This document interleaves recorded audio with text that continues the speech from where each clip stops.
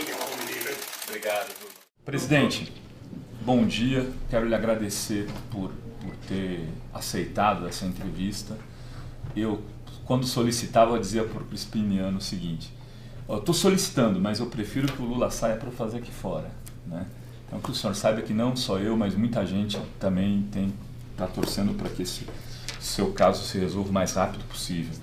E eu coloquei no meu Twitter, que ia estar aqui, no meu pessoal, não no da Fórum.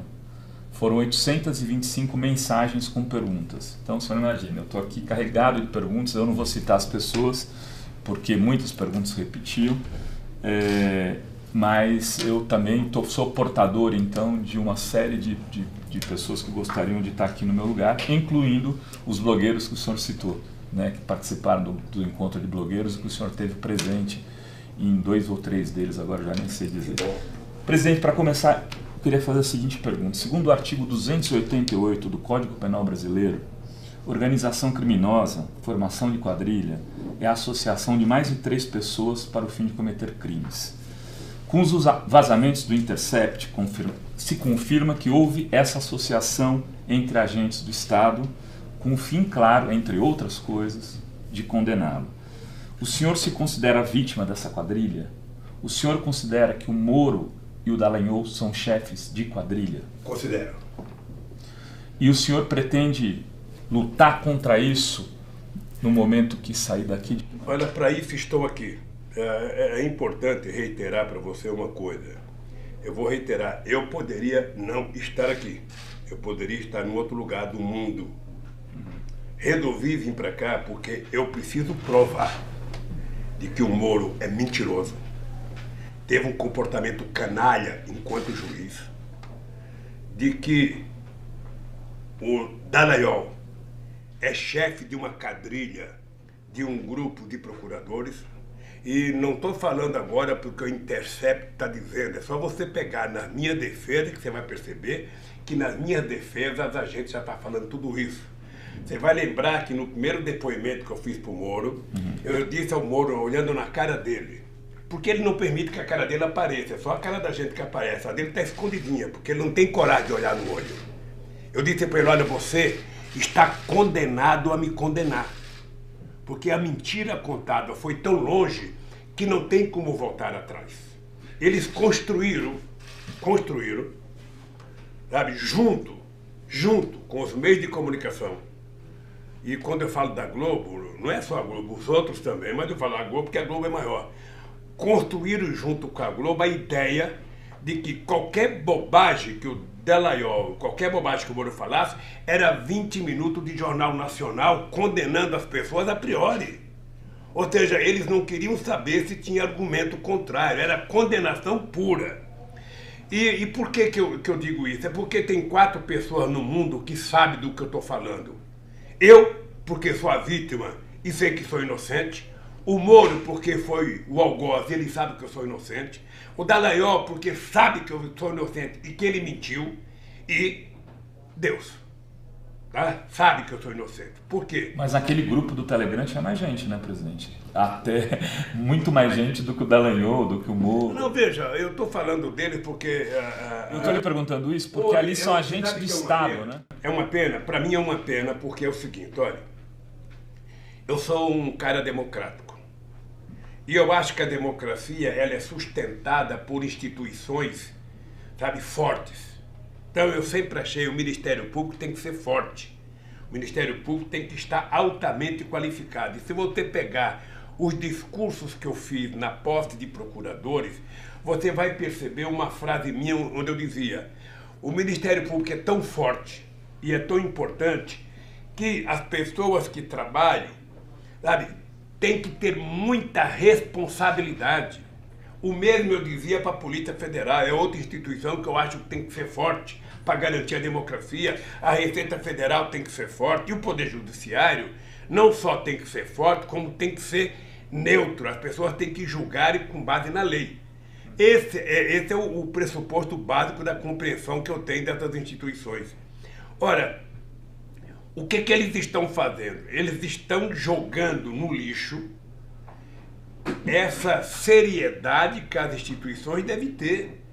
A Bugenor jogou no lixo, a Dodge jogou no lixo. Você já viu, por acaso, eu fazer alguma reclamação dos outros procuradores? Do Antônio Fernandes, que condenou o Palocci, outro companheiro do PT, o Zé Dirceu? Nunca.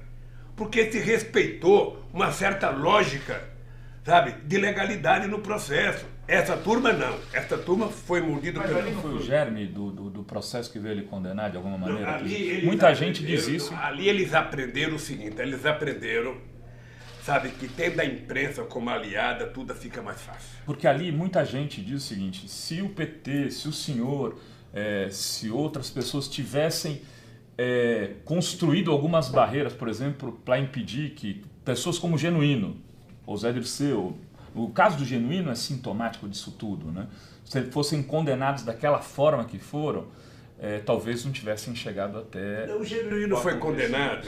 Veja, o Zé Dirceu tinha que ser preso de qualquer jeito, porque a imprensa criou um clima na sociedade, sabe, que independia de prova. É por isso que eles inventaram logo a teoria do domínio do fato. Vamos logo criar uma teoria, e essa teoria vai nos garantir que a gente não tem que ficar procurando prova. Vamos condenar... Sendo usado agora com base em lawfare. E agora, sabe, e depois do Genuíno entrou no barco, todo mundo sabia que o Genuíno era inocente, todo mundo sabia. Tá? Mas se criou um clima na sociedade, através dos meios de comunicação, que chegou um momento em que, se não prendesse, poderia até ser pior. Como no meu caso. Você sabe quantas horas de Jornal Nacional eu tenho? Você sabe quantas capas de revista Veja, de revista Época, de revista Isto É? Você sabe quantas primeiras páginas de Estadão, da Folha, do Globo e de outros jornais? Você sabe quantas horas no Bom Dia, no Boa Tarde, no Boa Noite, no Chá das 5 tem contra mim? Ou seja, na verdade, eles só não conseguiram, sabe, o massacre final, o enterro final, porque o PT é um partido organizado, porque o PT tem muita força, porque a CUT tem muita força, porque o Sem Terra tem muita força, porque o movimento social tem muita força, e essa gente acredita na minha inocência e sabe que eu sou inocente. Então, quando eu vim para cá com esse objetivo. Eu preciso, para salvar o Brasil, evitar que crápulas como Moro, que crápulas como Dallagnol ocupem funções. O senhor achava que se saísse, se fosse por exílio, se tomasse outra decisão, eles tomariam conta do país e acabaria como o objetivo dele. Você veja que hoje está ficando mais claro. Está ficando mais claro. Ou seja, tudo que eles estão fazendo são coisas de quadrilha. Nenhum partido político de extrema-direita seria tão grosseiro e tão ignorante como eles. Eu, quando fui prestar meus depoimentos na Polícia Federal, lá em São Paulo, lá em Brasília, quando eu fui na Polícia Federal prestar depoimento, quando eu dei depoimento para o Ministério Público, eu tinha clareza que eles não estavam tentando julgar um homem. Eles estavam tentando julgar um governo, um período de governo. Ora, o Dallagnol, na verdade, eu vou repetir uma coisa que eu tenho falado, ele deveria ter sido exonerado e preso a bem do serviço público com o PowerPoint. Porque você não pode ter um procurador falando, sabe, pelo Estado brasileiro, em nome da sociedade, contar a mentira que ele contou e depois dizer cinicamente, não me peçam provas, eu só tenho convicção. Dali ele deveria ter saído algemado para a cadeia, exonerado, para salvar o Ministério Público. Quando o seu Moro, sabe, vai me fazer um julgamento e ele não tem fato, ele não tem prova, e ele é obrigado a me acusar de um crime indeterminado. Ou seja, ele não sabe que crime que eu cometi, depois de inventar a história da Petrobras para poder trazer o crime para cá, sabe? Tudo isso é uma quadrilha funcionando. Então, eu vim para cá, eu quero que você saiba disso. Eu estou aqui, eu gostaria de estar em casa, claro, mas eu estou aqui porque alguém nesse país tem que ter coragem de enfrentar essa canalha toda. O que eu acho? O senhor tomou uma decisão, então, um pouco diferente do Jango. O senhor preferiu ficar, não. Né? Eu não ia ser tratado como fugitivo, não ia ser tratado, não. Eu tenho cara, Sabe, tem um cara... São estratégias de ação diferentes. Essa cara aqui foi construída na porta de fábrica. Eu dizia que o único medo que eu tinha na vida era se eu pudesse mentir para os trabalhadores. E disso eu não abro mão. Agora o senhor não se arrepende nem um minuto. O senhor está 529 dias aqui. Não me arrependo, não me arrependo. Obviamente, eu não me arrependo. Eu gostaria de estar em casa, eu gostaria de... Claro. Agora o senhor achou que ficaria menos. Mas não... O senhor já disse isso em outras entrevistas, e inclusive para Monja Coin, no dia 30 de julho. A senhora daqui dizendo que o senhor achava que uma semana estaria livre. Isso não causa um certo... Não, causa uma certa frustração. Por quê? Porque quando eu vim para cá, havia a possibilidade de votar uma ADC. Eu nem sei o que é, mas já aprendi a falar ADC. Ou seja, e na semana que eu vim para cá, o partido que tinha entrado com a ADC, sabe, retirou a ADC. O PCdoB entrou com outra ADC e aí o Marco Aurélio, não sei porquê, não colocou em votação, ou não podia, ou a presidência não colocou em votação. Tudo isso poderia fazer com que eu ficasse mais desesperado.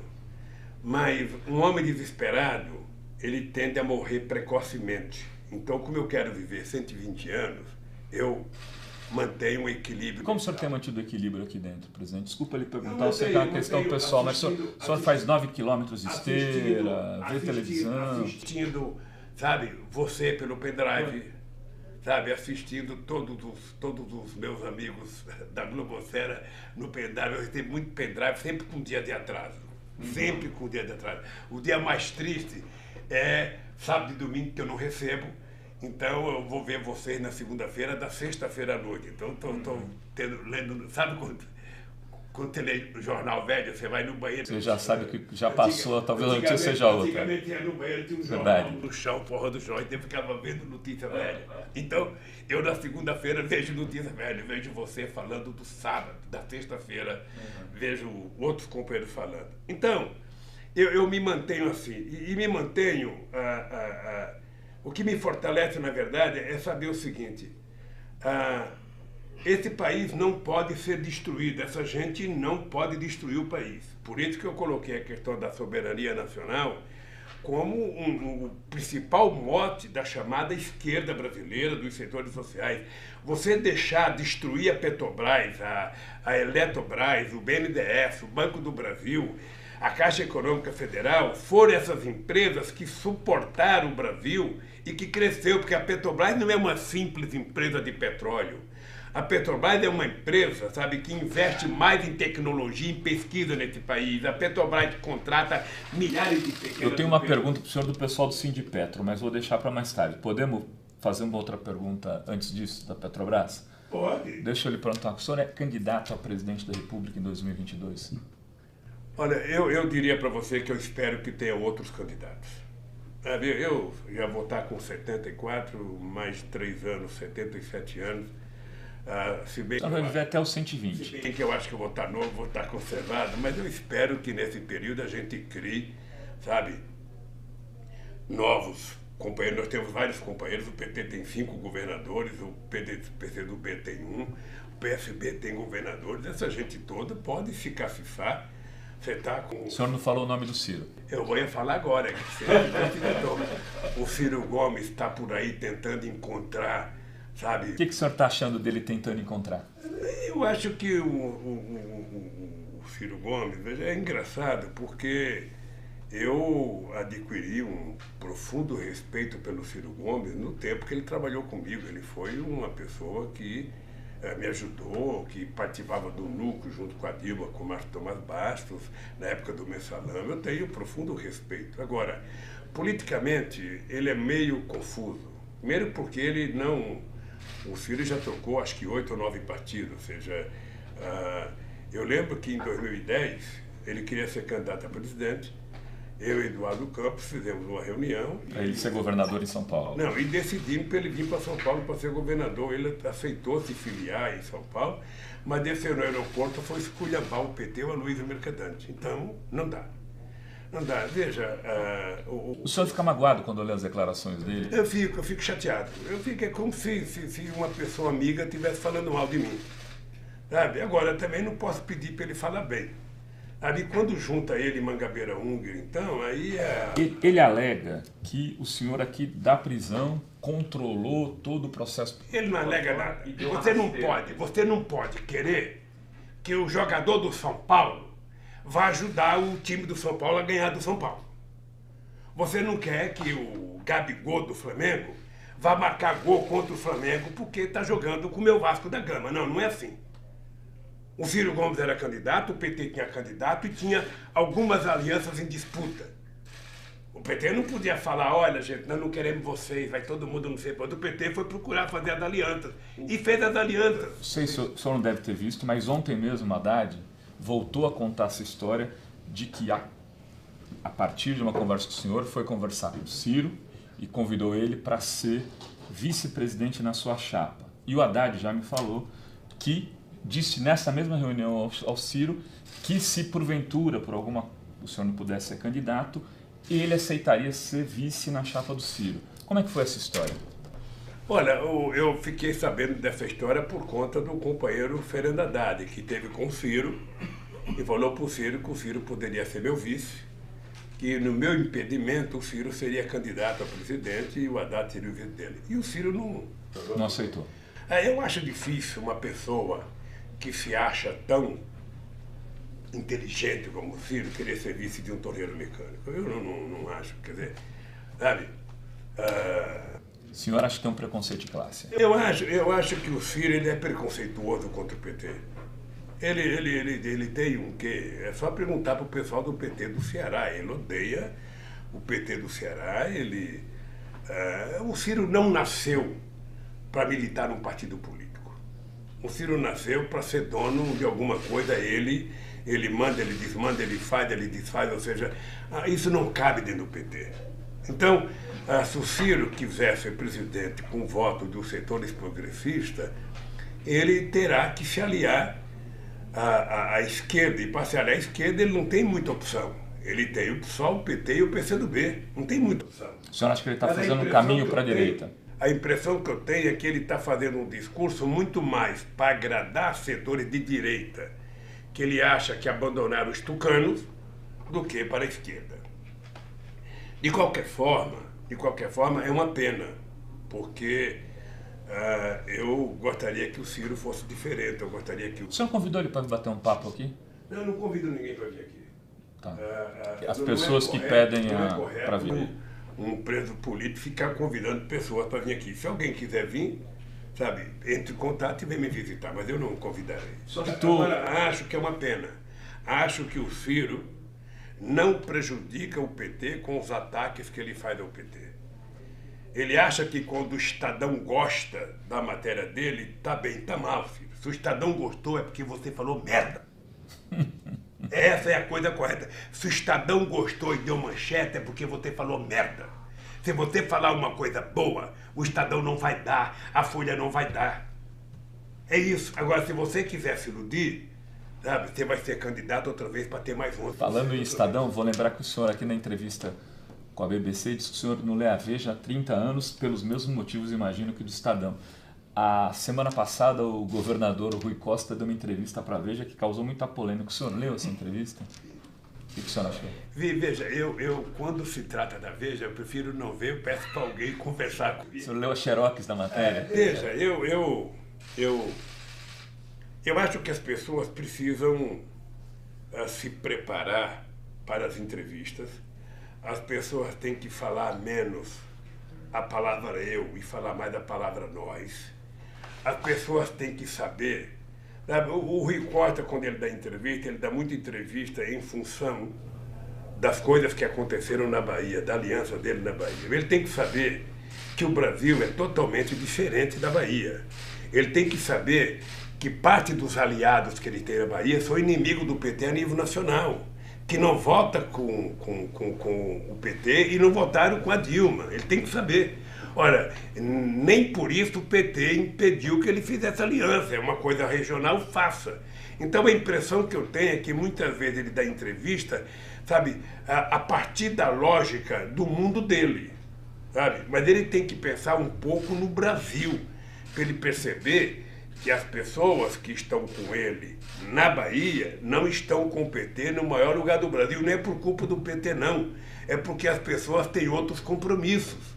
É apenas isso. Agora, o Rui é uma pessoa que eu gosto muito. O Rui é um cara preparado, um companheiro, sabe, que o Jacques Wagner apostou nele. Você sabe que eu tinha um candidato na Bahia que era o Zé Sérgio Gabrielli.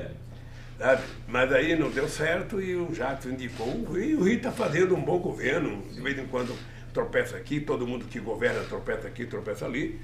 Mas eu acho que o Rui é um bom cara. E toda vez que você for dar uma entrevista, você tem que estar preparado para as perguntas que são casca de banana. De vez em quando, você não acha que o PT está muito subordinado ao Lula?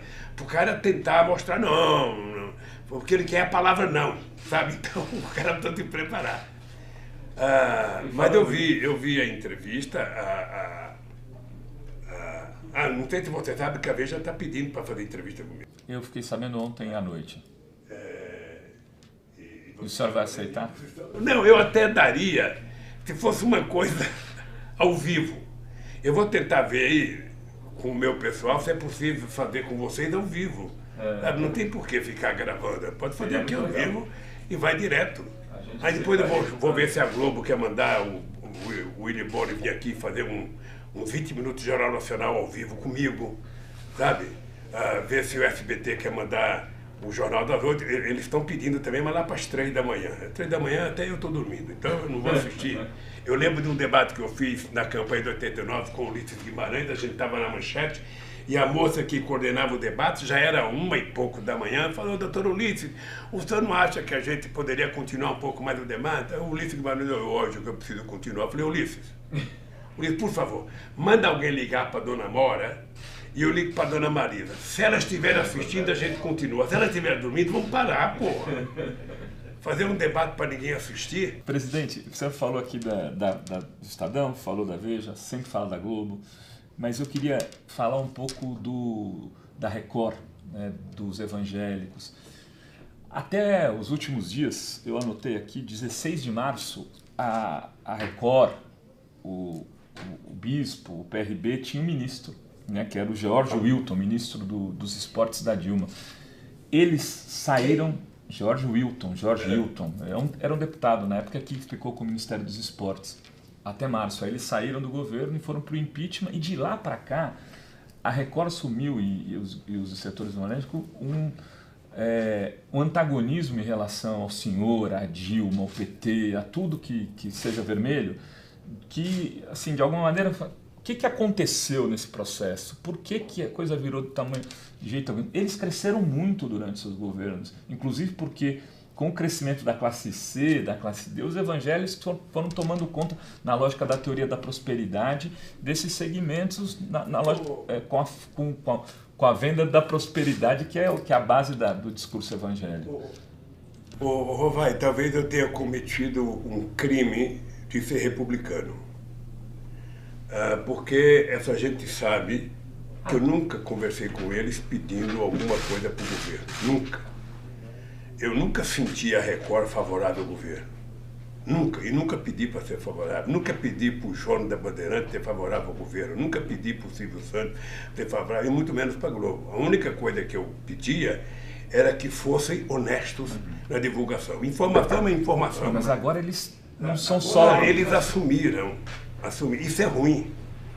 É ruim para eles próprios, porque eles podem ter um pouco de dinheiro, mas perderão credibilidade. Você viu a cena do Bolsonaro ajoelhado? E é ruim para ele. Não, eu acho aquilo humilhante para ele. Humilhante, quer dizer, é uma coisa vexatória. Aquela coisa que é forçada. Quando você fala um palavrão que ele sai como força de expressão, é até bonito. Mas quando você prepara o palavrão, ele fica feio. E o Bolsonaro preparou aquela cena... É simplesmente ridícula, é vexatória. Não precisava daquilo. Ele pode ser evangélico, ele pode... Eu nunca perguntei para um ministro qual era a religião dele. Nunca perguntei para um general qual era a religião. Eu nunca perguntei nada. Cada um segue a religião que quiser. Ponto pacífico. Agora tudo que ele faz é meditado, é pensado. Chega aí, vai ficando tudo meio meio feio, meio, sabe, tudo é acanalhado. Quer dizer, sinceramente, eu acho ruim por meio de comunicação, acho ruim porque o Collor não vai ser presidente, sabe, a vida inteira. Em algum momento ele sai, o Bolsonaro, sabe? Eu não sei porque de vez em quando eu falo Collor, sabe? Eu vou escrever aqui Bolsonaro, sabe? Para não esquecer do nome do presidente, é porque ele anda meio desaparecido. Tem certa semelhança, a gente não sabe se vai durar o mesmo período, né? Eu acho que ele faz muita bobagem. Sabe, o Bolsonaro, eu não posso dar conselho, mas o Bolsonaro, ele precisava saber o seguinte, olha, o tempo da bobagem, o tempo da molecagem acabou quando ele era deputado, ele virou presidente. Se ele não acreditava que fosse ganhar, ele ganhou. Então exercer o cargo de presidente da República é uma coisa muito séria. Você tem que medir as palavras, você tem que pensar, você tem... Obviamente que você pode errar uma ou outra, mas ele faz questão de errar em tudo. Ou seja, a política externa dele é um desastre.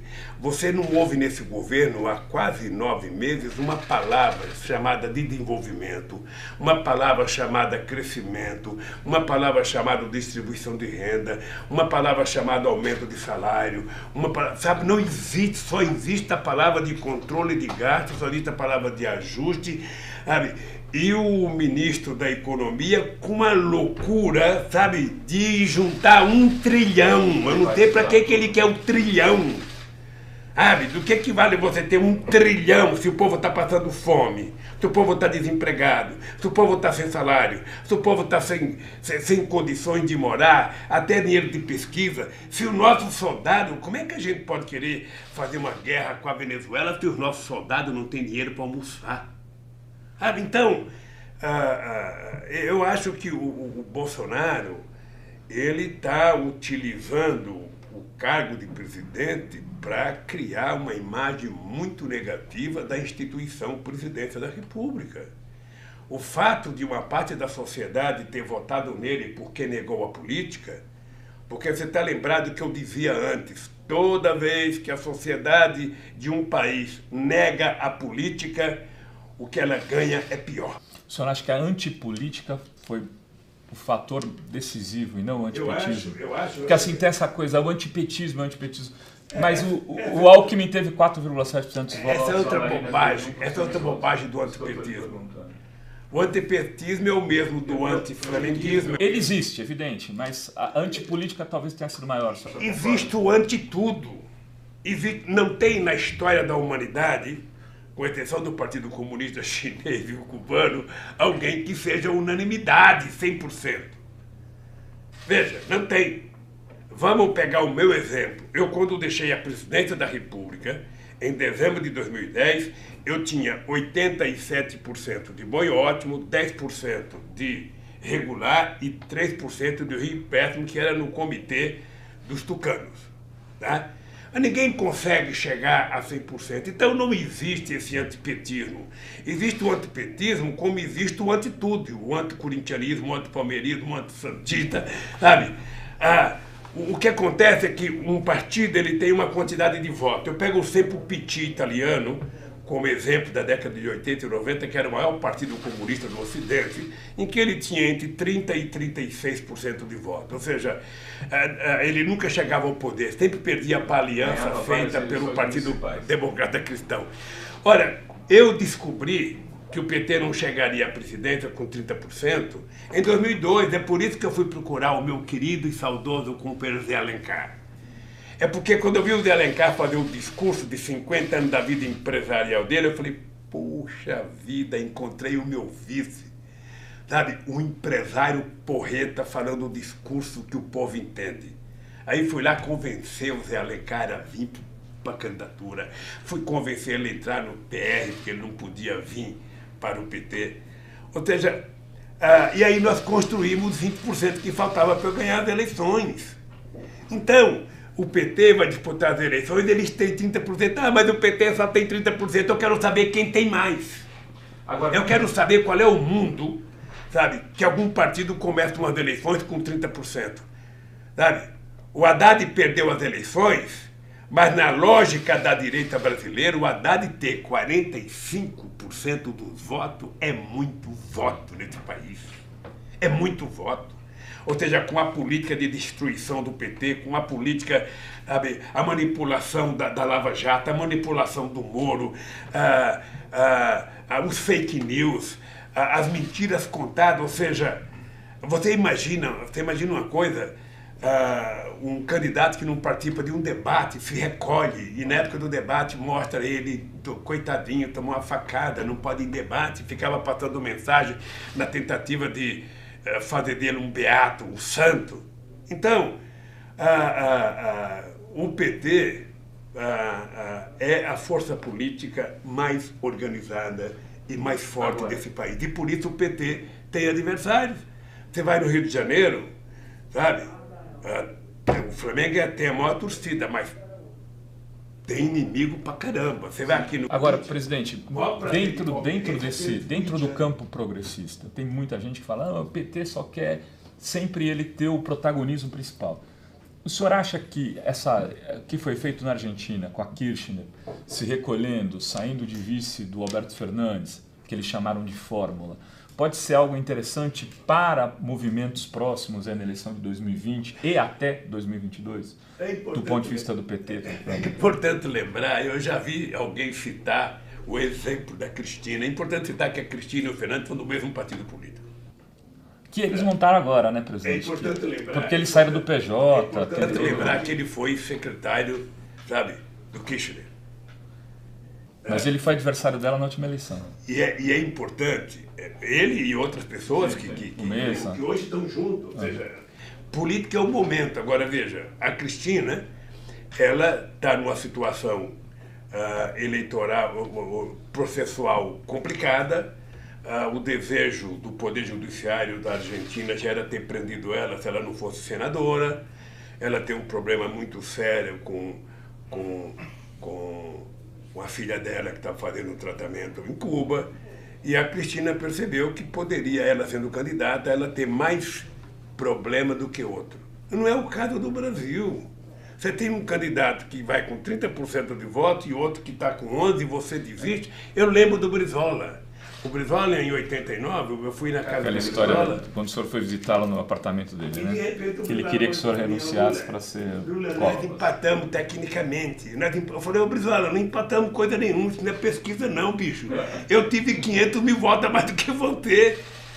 Mas vamos desistir nós dois e vamos apoiar o Mário Covas. Eu falei, você acha que o povo vai entender? Sabe, nós dois que tivemos a votação que tivemos, abrimos mão para apoiar um cara que teve 8%? Não. Olha... Se o Ciro quiser um dia... Mas eu não estou falando do Ciro. Se o Ciro quiser um dia ser presidente da República, ele precisa fazer o jogo correto. Eu vou lhe dar um outro exemplo. A gente, quando publica na Fórum fotos do Haddad com o governador Flávio Dino do Maranhão, causa um frisson. As pessoas vêm e falam, chapa dupla. Então, mas deixa eu falar uma coisa para você. Por exemplo, independente... Para o senhor, tem que ser só Haddad ou pode ser o Dino, de repente? Eu não vou dizer que pode ser o Haddad, pode ser o Dino. Se o senhor não for candidato. Seria louco se eu dissesse isso. Né? Até porque tem muita gente pretendendo, ainda falta 3 anos para essa coisa acontecer. Eu sou da tese que eu não vejo nenhum problema o PT apoiar alguém que não seja do PT. Não vejo, isso faz parte do jogo político. E o PT tem várias experiências em vários estados. Eu não vejo. O que é preciso é que a pessoa que quer e precisa da aliança com o PT precisa ajudar a construir essa aliança. Porque se a pessoa que quer construir a aliança achincalha o PT a todo momento, essa pessoa não vai conseguir convencer o PT, mesmo que a direção do PT queira. Porque o PT, diferentemente do que fala do PT, o PT é o único partido do planeta Terra que a nomenclatura não quer dizer nada. Alguém chegar e falar, não, eu sou... Você sabe com quem você está falando? Está falando com a presidenta do PT, está falando com o secretário, com o deputado. Isso para a base do PT vale tanto quanto uma titica. A pessoa no PT, respeitada pelo que faz, pelo que trabalha. Então, eu não vejo nenhum problema do PT fazer uma aliança política. Não vejo nenhum problema do PT não ter candidatura própria. Eu mesmo em junho de 2011, estava em Bogotá, junto com meu amigo Eduardo Campos, junto com a esposa dele, a Renata, quando eu fiz uma reunião com o Renato e disse ao companheiro Eduardo Campos que, olha, eu acho que você deveria começar a se preparar para você ser candidato a vice da Dilma em 2014 e ser o candidato a presidente em 2018. Tá? Essas foram as minhas palavras. Hein? E por quê? Porque não aconteceu, porque ao longo do período foi crescendo a animosidade entre ele e a Dilma. Eu lembro que eu fui convidado para uma reunião no Rio de Janeiro, estava presente o companheiro Jacques Wagner, estava presente o Sérgio Cabral, estava presente o Eduardo Campos, quando, em determinado momento, começou a se falar, sabe, da Dilma de um jeito estranho. Isso, ela só tinha 2 anos de governo. Eu falei, gente, ó, eu não vim aqui, eu ainda estava com câncer muito ruim. Eu disse assim, eu não vim aqui para ouvir alguém fazer crítica a Dilma. Se vocês têm algum problema com a Dilma, vocês peçam uma reunião com ela e digam o que vocês pensam dela, porque, pelo que eu sei, ela gosta de todo mundo. Ela gosta do Eduardo Campos, ela gosta muito do Wagner, ela gosta do Sérgio Cabral. Então, conversa. Não, vamos fazer um almoço para falar mal da Dilma. Aí paramos de conversar, mas ali eu senti que o Eduardo Campos já tinha um problema de animosidade com a companheira Dilma, que foi até o final do mandato. Sim. Presidente... Dizem que a Dilma tinha ciúmes dele, porque ele era muito ligado a mim, muito ligado. Mas eu gostava... Teve essa relação de ciúmes da Dilma, no dado momento ali, com coisas do senhor? O senhor notava isso? Não. Já que o senhor tocou no assunto, eu nem ia perguntar. É que eu sei que existe, ninguém precisa me falar. Ninguém chega a... Não, mas saía muita fofoca disso. Ninguém chega a 73 anos fazendo política há 50 anos se não tiver um mínimo de compreensão. As pessoas têm ciúmes, as pessoas querem preservar o que são. As pessoas querem ter espaço, as pessoas querem ser levadas em conta, as pessoas querem sair na foto, tem todo esse tipo de coisa. Para você conseguir superar tudo isso, leva muito tempo. Você veja uma coisa, eu fui 13 anos, eu fui presidente do PT durante 10 ou 12 anos. Eu não disputei a presidência do PT nenhuma vez, porque todas as vezes que eu fui presidente, eu fui indicado pelos companheiros por unanimidade. Não tinha disputa no cargo de presidente, tinha disputa nos outros cargos. Quando o senhor foi candidato a presidente, teve disputa, né? Com o Suplicy.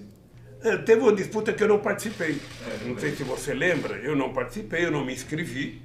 Eu falei, se o Suplicy quiser ser candidato, ele tem o direito de ser. O PT fez uma campanha para ele foi fazer debate em vários lugares, eu não fui nenhum. Aí o PT me inscreveu eu não me inscrevi, o PT que me inscreveu. Presidente, deixa eu falar de um assunto que está acabando a entrevista, mas essa semana... Você pode perguntar. Não, é que eu sei que o senhor não responderá tudo, o problema nosso aqui é tempo mesmo. O Temer, né, confirmou no Roda Viva aquele telefonema que vazou ali, que foi grampeado e que só veio a público agora, e diferentemente daquele outro telefonema da Dilma para o senhor. Ele confirmou que, de fato, o senhor ligou e confirmou que teve uma reunião com o senhor. Aí eu lhe pergunto, não está na hora de revelar um pouco mais os bastidores? Teve um telefonema, não foi uma reunião. Ele falou em reunião, acho que. Teve um telefonema em que ele, na entrevista, ele fala, bom, que isso é a prova de que eu não defendi o golpe. Então ele reconhece primeiro que foi golpe. Deixa eu lhe falar uma coisa, porque é importante dizer. O senhor falou com o Eduardo Cunha também naquela ocasião? Eu cheguei a falar com o Eduardo Cunha para evitar de colocar o impeachment. Não naquela semana. Naquela semana. Para evitar de colocar. O senhor tentou falar com o Bispo de Macedo, eu me recordo? Não. Não tentou? Não. Deixa eu lhe falar uma coisa. Eu nunca achei boa a ideia de eu ser ministro. Sim. Por uma razão. Na minha cabeça, o Palácio do Planalto não cabe 2 presidentes. Não cabe. E se eu fosse ministro junto com a Dilma, ia ser um problema para a Dilma. Eu até brinquei com ela. Dilma, você já imaginou você me dando uma bronca? Porque tem que imaginar, ela teria que me tratar como outro ministro qualquer. Você imagina se eu vou aceitar ou não essa bronca? Porque, sabe, o palácio é pequeno para 2 presidentes. E eu não queria. Eu não queria, relutei. E aí houve uma reunião onde ela praticamente lhe implorou para que... Ela queria, ela dizia que precisava, tal, mas a reunião estava ela, eu, Jacques Wagner e o companheiro Ricardo Berzoini. O que me motivou a aceitar foi que num determinado momento, já lá para 4 horas da manhã, eu não sei se o Wagner ou o Berzoini disse o seguinte: pô, quer dizer que você, sabe, tá numa boa, tá no bem bom, tá vendo a companheira afundar e você não quer entrar no barco, né? Foi isso que me motivou a falar: tudo bem, eu aceito, desde que a gente faça uma reunião amanhã com o Nelson Barbosa e eu vou discutir com ele, porque com essa política econômica não dá. Aí tive uma conversa com o Nelson Barbosa, eu disse que ia para São Paulo e que só voltava na terça-feira para tomar posse. Quando aconteceu, quando ela telefonou, eu estava no aeroporto, assistindo a entrevista daquele canalha do Delcídio para Globo News, em que é a entrevista mais preparada, mais azeitada do mundo para ele culpar o PT, sabe? Então, quando ela telefonou, o que acontece, na verdade... Aquele telefonema também, o senhor já sabia pelo Rui Falcão daquele documento, na verdade? Daquele documento que estaria ali, que se porventura precisasse. Qual documento? Que o tal do Messias ia levar. Era o documento para assinar. Isso. Embora eu só fosse tomar posse na terça-feira, era para deixar o documento. Sabe, o que acontece... Você acha que houve uma armação nisso tudo ali? Eu acho, deixa eu falar uma coisa, eu não sei qual foi o partido que entrou com o processo, acho que foi o PPS, não sei, que entrou com o processo para impedir. Obviamente que no momento em que eu aceitei, quase que a unanimidade da imprensa começou a trabalhar a ideia que eu estava aceitando para tentar pegar fora. Eu jamais defendi a ideia do fórum privilegiado. E jamais eu tenho tanta consciência da minha inocência que a única coisa que eu quero é poder provar, sabe, a minha inocência, que já provei e que eles provam a minha culpa. Por isso é que eu espero que a Suprema Corte tenha na mão a responsabilidade de colocar o Brasil nos eixos. Nós vivemos um período em que um juiz de primeira instância, sabe, deitou e rolou em cima desse país. Ele podia mais que Deus. Se Deus pedisse para vir aqui, ele ia dizer não. Tá? Nós tivemos um momento em que o Ministério Público da Lava Jato ameaçava o Procurador-Geral da República, ameaçava o Presidente da República, ameaçava o Senado, ameaçava a Câmara dos Deputados, ameaçava a Suprema Corte, ameaçava o Superior Tribunal de Justiça, ai de quem não concordasse com o seu Dallagnol e com o seu Moro. Então agora chegou o momento de colocar a casa em ordem, tá? O que nós queremos? O que nós queremos é que todas as denúncias de corrupção sejam apuradas corretamente. Por isso foi o PT que mais criou mecanismo de apuração de corrupção nesse país. Pegue todos os partidos juntos que não criaram as condições que o PT criou. E para que nós criamos? Para apurar a corrupção. Agora, o que nós queremos é que todo acusado, antes de ser condenado previamente por um procurador na imprensa, ou por um ministro, por um juiz, ele seja julgado, tenha direito de defesa e que o juiz se pronuncie em função dos autos processual. Tá aqui, eu tenho prova que o Rovai cometeu um crime. Então, se tem prova, tá, o cidadão vai ser condenado. Se não tem, o cidadão tem que ser absolvido. E eu estou implorando. Eu quero a prova que eu cometi um crime. Agora, eu tenho prova que vocês cometeram o crime. Vocês mentiram. Vocês não aceitaram testemunha. Vocês não ouviram provas. Sabe? Então eu tenho. E agora está mais do que provado que é uma quadrilha que está organizada para pegar 2,5 bilhões da Petrobras, para pegar dinheiro nos acordos de leniência. O senhor falando que eles cometeram crime, eu fiquei lembrando aqui, presidente, da história do celular do Cunha, né? O celular do Cunha não foi apreendido pelo Moro, diferente, por exemplo, do tablet do seu neto. Do meu neto foi. De 4 anos. Diferente do tablet do seu neto. O senhor acha que teve um acordo do Cunha com o Moro? Olha, eu acho que houve um acordo, porque até agora... A mulher do Cunha não foi incomodada? Ela participava daquele paraíso fiscal, a filha também. Então... Eu não sei de detalhe. A única coisa que eu sei é que é muito estranho que você prenda o presidente da Câmara e você não tenha forçado para ele fazer uma delação como forçaram os outros, e você não tenha pego o celular, que todo mundo teve o celular preso. Sabe? Então eu não consigo entender. Mas eu acho que ele tem que explicar para a Suprema Corte isso. Quem sabe agora, eu acho que a Suprema Corte tem a chance, sabe, de fazer com que nunca mais se repita no Brasil um juiz que haja com a canalice que o Moro agiu. Eu estou dizendo pelo meu caso. Eu não estou dizendo por outros casos. Se ele, por acaso, fez um julgamento correto de um empresário e mandou prender o empresário, sabe, isso faz parte da legislação brasileira. O que não pode é fazer a canalice dele de quebrar as empresas brasileiras, de quebrar a Petrobras. Falando em quebrar, eu vou chegar na Petrobras. A FUP, então, ele enviou essa pergunta, né, que se a Petrobras, no seu governo, chegou a 13% do PIB nacional, né, foi responsável por 13% do PIB nacional e tem caído, acho que está para baixo de 7% agora. Destruiu milhares de empregos, esses empregos estão sendo exportados, né? Engenharia nacional foi toda por água abaixo. Se o senhor pode dizer que a omissão da Justiça e do Ministério Público frente a esses crimes da Lava Jato é uma ameaça à democracia? Ameaça.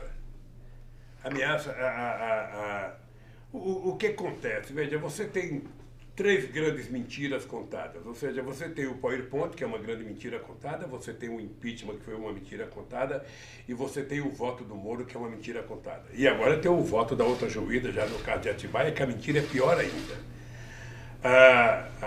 O que acontece? Essa gente construiu uma mentira e não tem como sair. Não criaram, como diria o Capilé, não criaram rota de fuga. Sabe? Então eles não sabem, a Globo não sabe como tirar da grade dela a questão da corrupção. Ela não sabe como tirar a Lava Jato, porque já faz, não sei, alguns meses que o Intercept, que o Glenn estão mostrando a podridão. Quando ela fala mal do Bolsonaro, ela fala mal do senhor. E ela agora, tudo que ela quer falar mal do Bolsonaro, para dizer que não está falando mal dele, aí me coloca. Sim. Sabe? Então, eles não sabem como se livrar disso. Não sabem. Então, o que eu acho? Eu acho que está na hora de retomar as coisas corretamente. Eu acho uma pena, e por isso que os meus advogados, nós estamos abrindo processo nos Estados Unidos, nós vamos atrás da falcatrua. Tinha muita coisa para perguntar. Nós vamos atrás da falcatrua. É preciso ter coragem para brigar. Quem não tem coragem não briga. Sabe? Quem delata é porque roubou. Então eu gostaria de fazer uma delação, sei lá para quem, para Deus, contra o Moro e contra o Daniel. Então eu acho que nós temos a chance agora de colocar o Brasil nos trilhos. Porque o que está acontecendo nos vazamentos, sabe, que a Globo nega e esconde todo santo dia, mas acontece que a sociedade fica sabendo por causa de vocês, por causa da internet, sabe, por causa da coragem de vocês. Eu sei que você está sendo processado, sabe, eu sei, não perca a coragem não, vá para cima, porque nesse país a única derrota que a gente tem é se a gente não tiver coragem de lutar. Por isso, os companheiros da FUP, os companheiros da FUP não têm que se comportar como petroleiro, têm que se comportar como cidadãos brasileiros e fazer uma forte campanha em defesa da soberania nacional e em defesa da Petrobras. Porque defender a Petrobras não é defender o emprego, é defender a maior empresa de investimento nesse país. Uma empresa que chegou a ter 13% do PIB, mas uma empresa que foi transformada por mim na Bolsa de Valores de São Paulo, na segunda empresa de petróleo do mundo, e era a empresa que saiu de investimento de 3 bilhões de dólares por ano para 30 bilhões de dólares por ano. O Estrela esteve me visitando aqui. O Estrela falou: presidente, o senhor tem que assumir que foi o senhor que descobriu o pré-sal, não fui eu, não foi o petroleiro. Então diga você, não vou eu dizer que fui eu.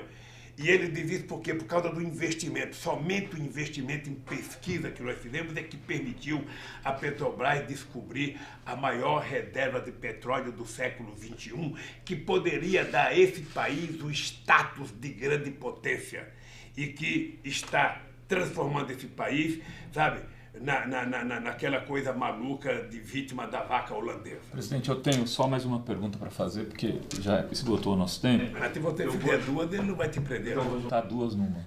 Eu vou fazer a pergunta do Jean, dizendo que o Jean está exilado. E eu pedi então para ele que ele enviasse uma pergunta que eu iria fazer. Ele pergunta o seguinte: o que o senhor tem a dizer dos setores de esquerda que insistem em menosprezar as misérias produzidas pelo racismo, homofobia e pelo machismo? E se a esquerda do século XXI não teria que abordar mais essas pautas? E aí eu tenho uma questão para ele fazer, porque o senhor falou do governo Bolsonaro e tudo. Tem um movimento de direito já lá na PUC que o pessoal que foi lançado na PUC, pensado em articular frentes mais amplas para o centro, com o PSDB. O que o senhor também acha disso? Primeiro, se você puder dar uma mensagem para o Jean Willis, diga que ele tem toda a minha solidariedade, que eu tenho um profundo respeito por ele e que eu acho que o Brasil precisava de mais pessoas com a coragem dele. Eu acho que nem sempre a esquerda é avançada para defender determinados temas.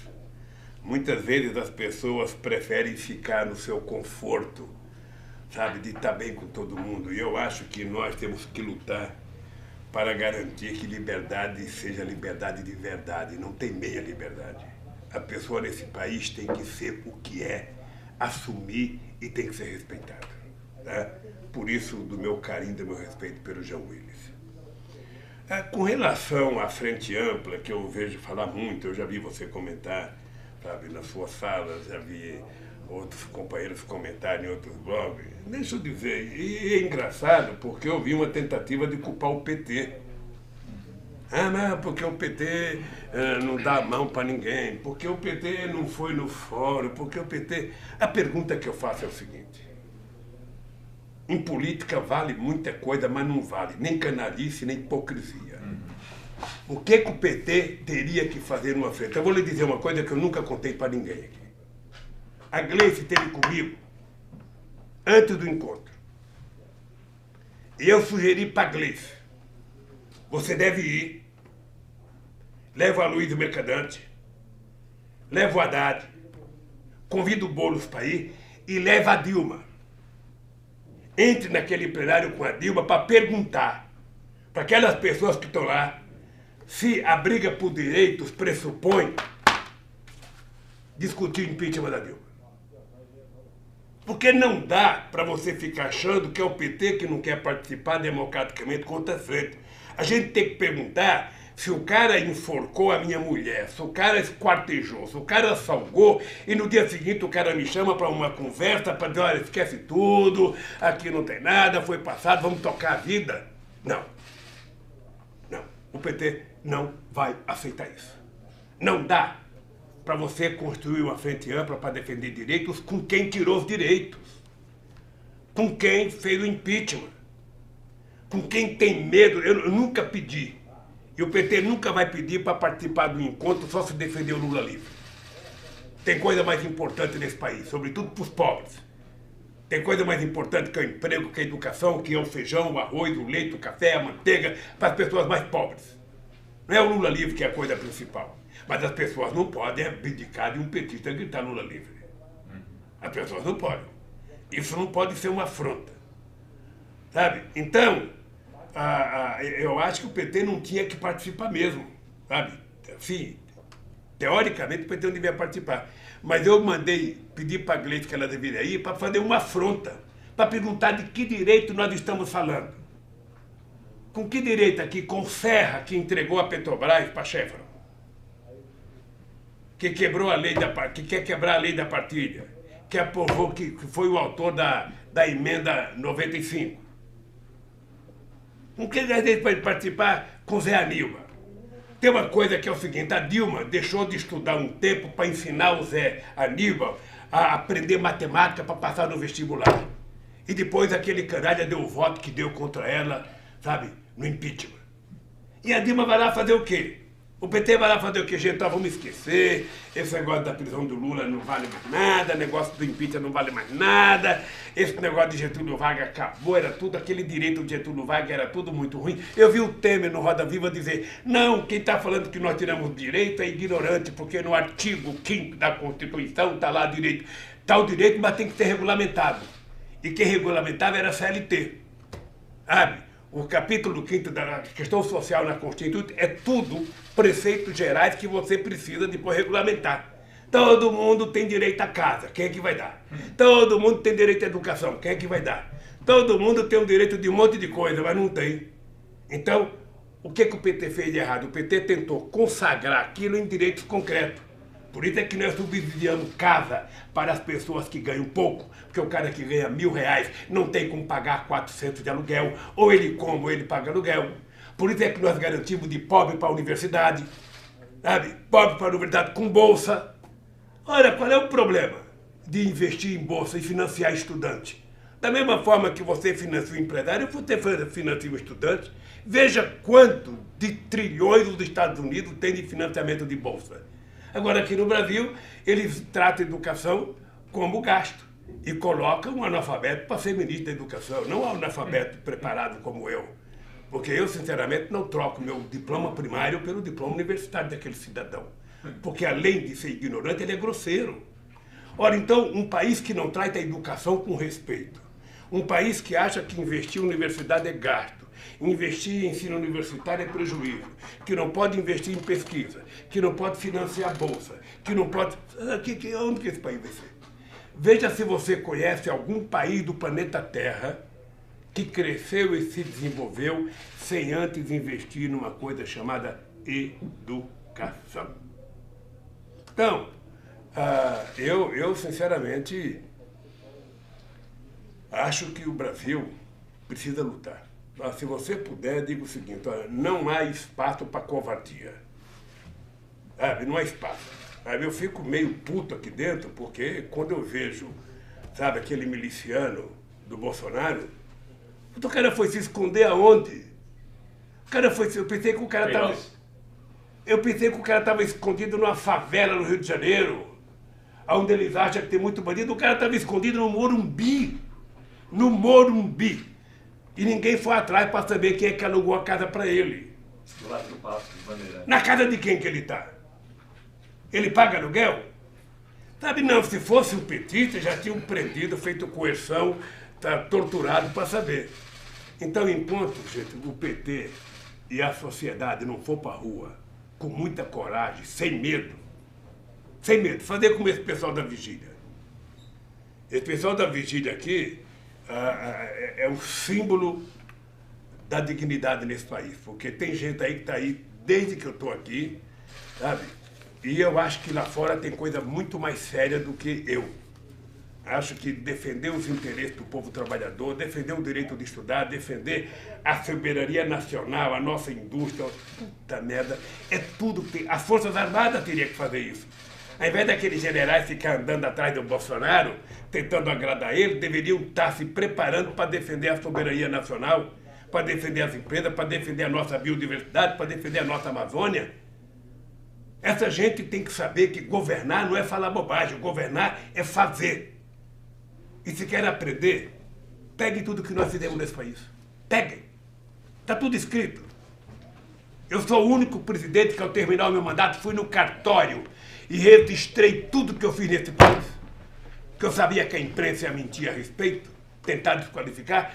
A Miriam Belchior organizou, mas o Gilberto Carvalho, está tudo em cartório registrado, cada coisa que eu fiz. Então, se querem fazer bem, leiam. Pega o que nós fizemos e façam. Tá? Por isso, querido, muito obrigado. É que agora eu penso que estou num palanque, eu vi o microfone aqui. Eu que lhe agradeço. Eu quero que você dê um grande beijo na sua esposa, um grande beijo no seu Luca. E que Deus estaria aqui. E eles lhe enviaram um beijo também, presidente. Quero agradecer aqui à Polícia Federal pelo tratamento, ao senhor, a todos da técnica que nos ajudaram aqui, ao Stucker também. Obrigado, presidente.